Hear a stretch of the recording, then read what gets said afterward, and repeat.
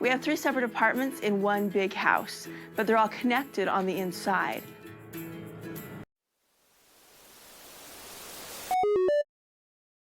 Hello everyone, welcome to Happily Ever Reality. My name is Brittany and I am currently reading Christine Brown Woolley's new book, Sister Wife, and every few chapters I sit down and make a video where I talk about some of the things that stood out to me. So if you are reading the book, go ahead and follow along with me. If you're probably reading it faster than I'm making videos, but if you look back on some of these chapters and have comments, go ahead and leave them down below.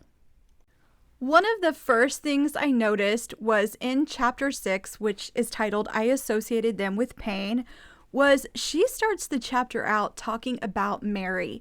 And she says sister wives aren't supposed to have any special privileges based on order of marriage, but some things are automatic and those things can cause friction.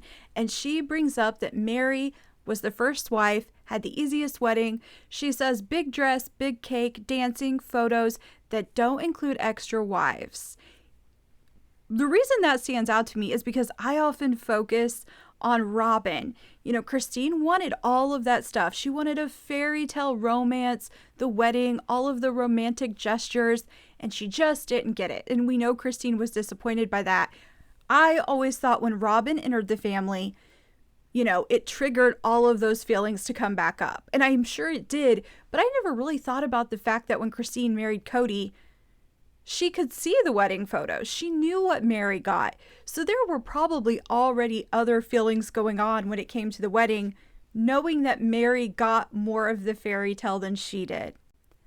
It might have just been me that never gave that any thought, but I really didn't, because we see the show start with Robin. And I knew there was conflict with Mary, Janelle, and Christine. We know that from the book. I just never gave any thought to Mary and her having that sort of wedding and then Christine not having it. And then, Robin enters the picture and then she gets the big wedding. So it seems like Mary and Robin seem to get better things from Cody than Janelle and Christine did.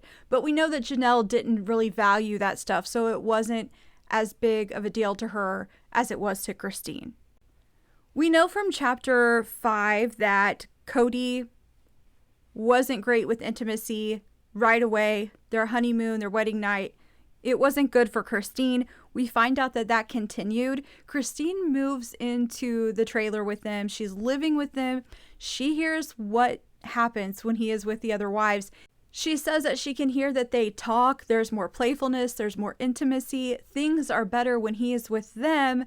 When he's with her, she does not feel like things are good.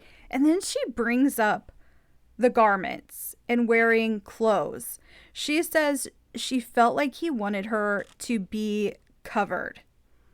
She really felt like he was trying to avoid having any sort of skin-to-skin contact with her. This, to me, explains so much, because when we watched her leaving him throughout, I think seasons 16, 17, we know what prompted that. Her talking about them having intimacy. But this kind of shows you how big of an issue it really was. It wasn't just something that happened at the end. She felt it from the very beginning. There was one other thing that stood out in chapter 6 to me, and that was when Christine said that she thought Cody was a free thinker. It seems like she really thought he was someone that was independent, did things on his own. He was a leader. When she married him, she realized that he relied on other people's opinions, which to me is something you can tell Cody does. As viewers of the show, I think it's easy to sit back and watch him and realize he's always going to someone else to get an opinion about something. He's not quite the leader he thinks he is, and it seems like he had Christine fooled as well. Moving on to chapter 7, it is titled She Was Hurt, I Was Hurt. For me, there wasn't as much that stood out in this one. She talks about giving birth to Aspen.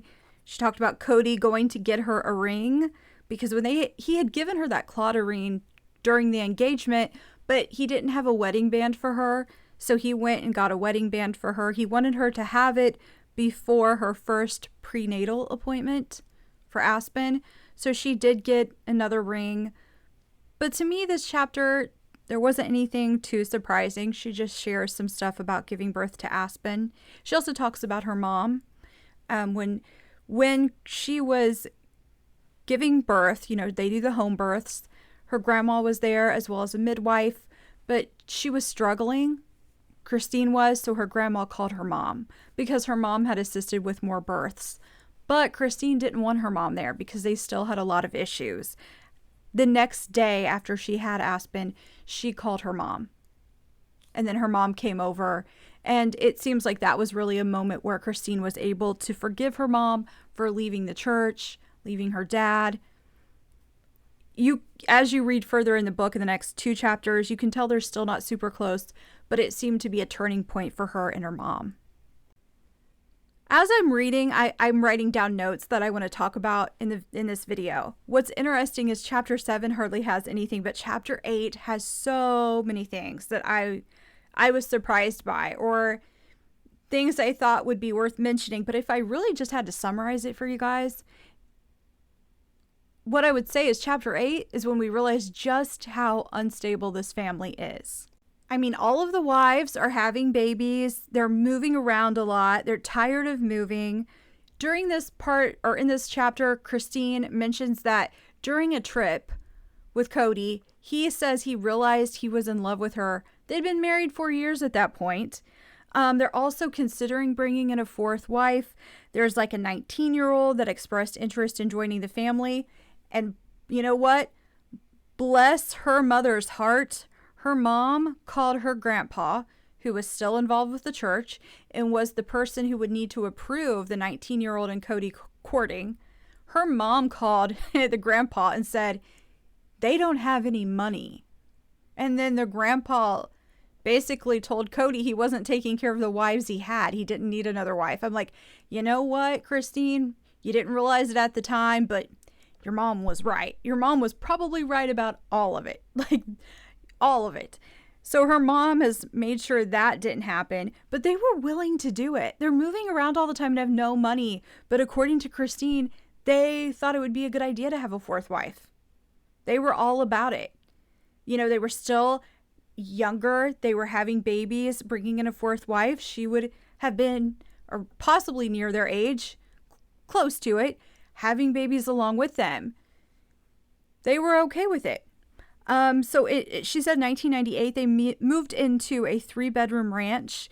The kids were in the rooms with the parents. And when Cody would come in there at night, they would try to do things quietly. So there's that. That was mentioned in the book. Things we knew, like Mary was controlling. Christine said it got worse when they moved into that house. I imagine Mary has some issues, but I just also want to point out having all those people in a 3-bedroom house would be awful.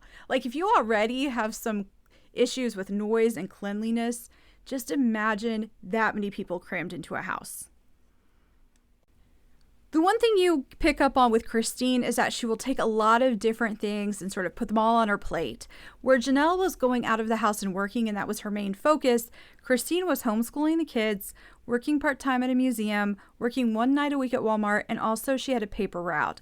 So she was just juggling a lot of different things. And then, during this time, they consider bringing in another wife, except this was a little different. This woman worked with Cody, would flirt with him a lot. Cody would call her. They're flirting. She's not actually taking the time to get to know Mary, Janelle, or Christine. Christine finally snaps, grabs the phone one day, and lets this woman know she is never going to be the 4th wife.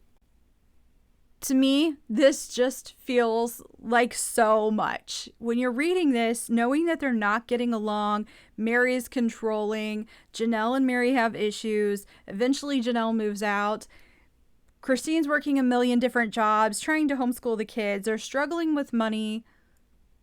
It sounds like chaos to me. Absolute chaos. 1 or 2 more things. 2 more things I want to mention before I move on from talking about chapter 8. We find out that Annie ends up marrying Wayne, and Christine really likes him. He's a great person and a good grandfather to her children. So she sort of comes around to him because, earlier in the book, we found out that she didn't really like her mom dating him because her mom started dating kind of quickly after the divorce.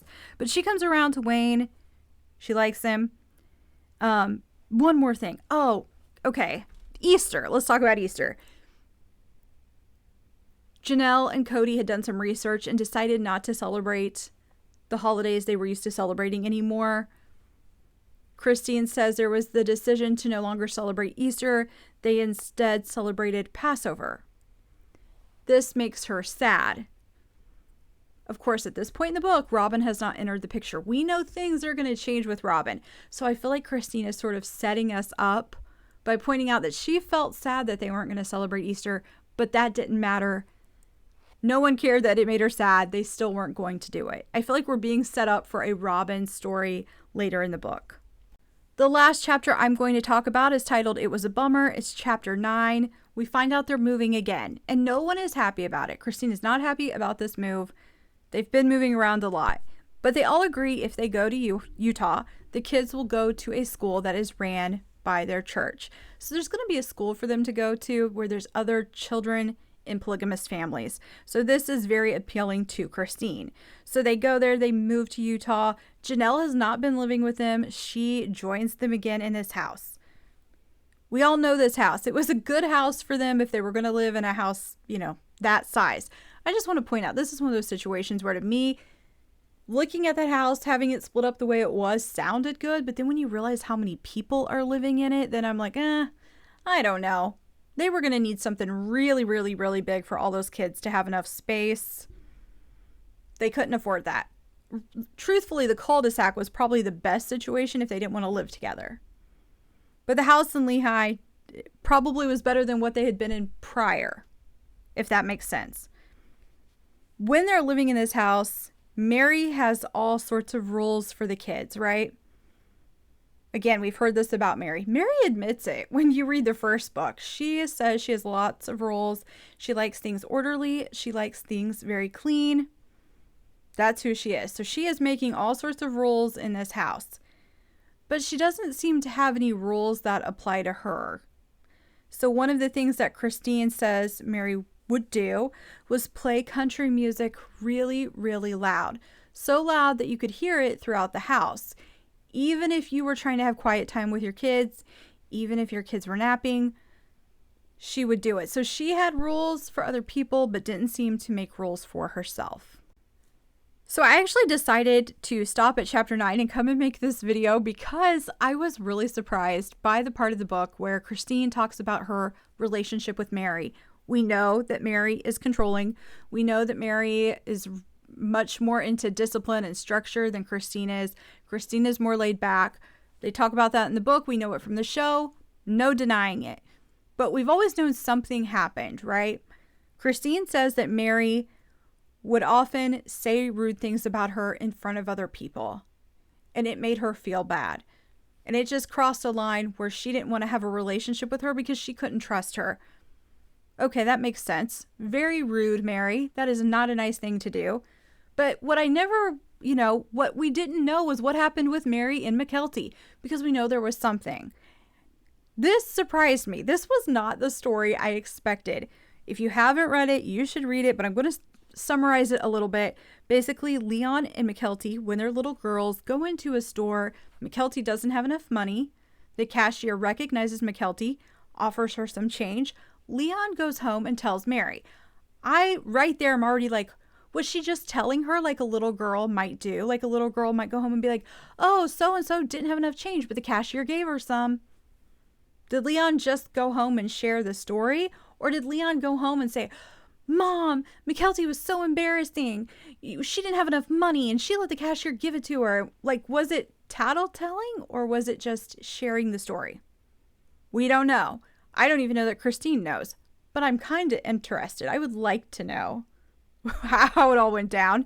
But this triggers Mary and she is like flipping out on McKelty, telling McKelty it was embarrassing for Leon, which makes me think maybe Leon was doing a little tattletelling. But I just don't get it. Like if that happened and it was me and my kids, I would be like, okay, well, I'm going to go and see if I need to give the cashier some change. Like, or if it was a little amount, I'd be like, okay, well, that was really nice of the cashier. Why are you making this a big deal? I cannot understand what would have made Mary flip out unless it's just like Mary's personality to make something out of nothing. And maybe that's it. But this is a turning point and Christine is like, done. Like, she needs to stay away from my kids. No more. None of it. So it must have been bad. I can only assume Mary was just like losing it on McKelty, but I don't understand what would have made someone that angry over that. Unless Mary really is that awful. Yeah, I just want to know what you guys think. That was not the story I expected at all. I don't know, maybe there's more and they're not telling it, or maybe there were worse things that happened, but that was the moment, like the straw that broke the camel's back, that kind of thing. I don't know, but I want to know if you guys thought it was weird too.